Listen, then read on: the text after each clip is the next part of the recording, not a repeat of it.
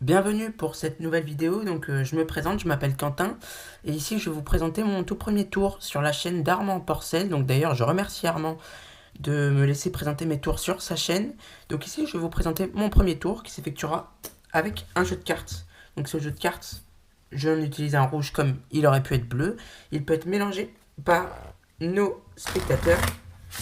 L'idéal pour ce tour, c'est d'avoir deux spectateurs. Donc je dis bien no, car les deux spectateurs peuvent mélanger à leur tour le paquet. Donc dès qu'ils sont satisfaits de leur mélange, je vais tout de suite pouvoir faire une prédiction. Donc je vais essayer de prédire la carte sur laquelle le premier spectateur va tomber. Donc je prédis sur la première prédiction une carte. Donc celle que je pense. Donc déjà j'écris la valeur. Donc comme ceci. Et ensuite j'écris le signe, donc carreau, pique, quer ou trèfle. Comme ceci. Donc je la prends, je la plie et je la mets de côté. On y reviendra à la fin du tour. Donc dès que j'ai fait ma toute première prédiction, le tour peut débuter. Donc dès que les spectateurs sont satisfaits de leur mélange, on va commencer par faire un antifaro. Donc cet antifaro, il sert à mélanger une nouvelle fois le jeu, mais d'une manière différente. Au moins, on est certain, les spectateurs le voient par eux-mêmes, on est certain que le jeu est bien mélangé. Ça veut dire il ne pourra pas y avoir un ordre précis des cartes, car d'une, ils ont déjà mélangé le jeu juste avant, mais de deux, on le remélange devant eux, donc ils sont certains que le jeu est bien mélangé. Donc, dès qu'on a fini notre antifaro, on sépare les deux parties, comme ceci, et on en pose une par-dessus l'autre.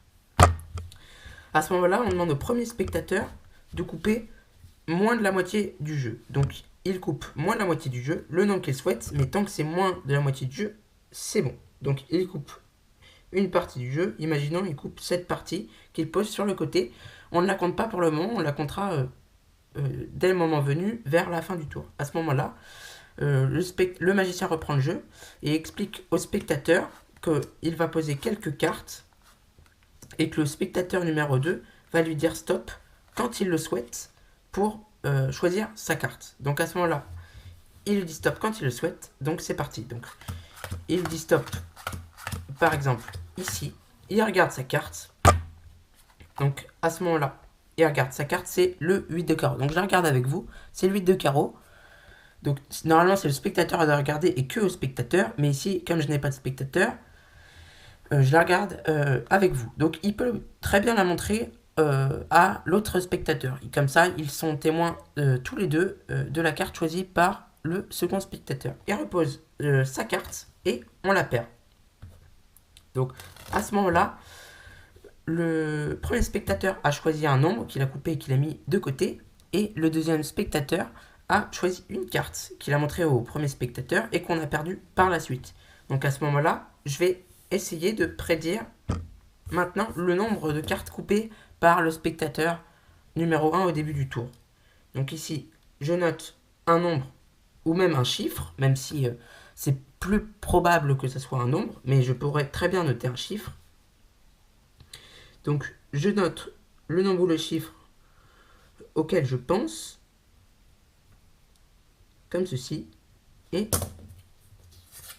je place cette deuxième prédiction de côté, comme ceci. Donc ici, j'ai mes deux prédictions que je vais pouvoir placer juste ici. On y reviendra juste après. Donc ici, on a notre jeu de cartes avec la carte du spectateur à l'intérieur et le nombre de cartes coupées par le spectateur numéro 1. Donc la carte du spectateur, elle peut se trouver par exemple en 3e position, en 5e ou même en 8e. Enfin, on ne peut pas savoir. Elle peut être en 11e, en 14e, en 16e, 17e, 18e, 19e, 20e. Enfin, je dis ça au hasard puisqu'on n'est pas censé savoir la position de la carte choisie comme on l'a perdue au milieu du jeu.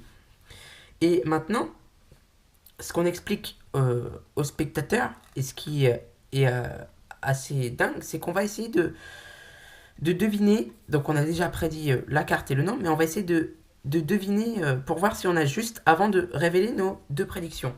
Donc, à ce moment-là, on explique par exemple qu'on pourrait enlever certaines cartes, même si on ne sait pas le nombre de cartes coupées, on pourrait en enlever certaines pour rendre le nombre encore plus aléatoire. Donc imaginons par exemple on en enlève, je ne sais pas moi, on pourrait en enlever 3 par exemple.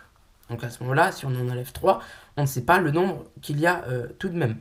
Donc on pourrait en enlever 3, on pourrait les mettre par exemple sur le dessus, comme on pourrait aussi les mettre sur le dessous. Donc ça, c'est à voir, c'est le magicien qui le fait, il peut s'arranger avec le spectateur numéro 1 et le spectateur numéro 2, ils font comme ils le souhaitent. Dès qu'il y a un accord commun entre les deux spectateurs et le magicien, on peut tout de suite passer aux révélations, puisque le magicien est certain de ses prédictions. Il demande au spectateur numéro 1, ou même au spectateur numéro 2, d'annoncer la carte sur laquelle il est tombé. Donc ici, le spectateur numéro 2 va annoncer au magicien qu'il est tombé sur le 8 de carreau. Et à ce moment-là, ici, on peut montrer comme prédiction. Alors, je ne sais pas si on va tomber sur la carte. Oui, on tombe bien sur la carte. Il va montrer sa prédiction et on tombe bien sur le 8 de carreau. Et à ce moment-là, le magicien dit juste ensuite, spectateur numéro 1, vous avez coupé un nombre de cartes au début du tour, qu'on a même rendu aléatoire en changeant un peu l'ordre avec notre accord commun qu'on a fait à la fin du tour. Veuillez compter le nombre de cartes une par une pour savoir combien il y en a. Il va compter 1, 2, 3, 4, 5, 6, 7, 8, 9, 10, 11, 12, 13, 14, 15, 16, 17 et 18 cartes. Il y a 18 cartes. Et ça serait fort que pour finir le tour, j'avais bien prédit juste à la fin de ce tour le nombre 18. Donc voilà.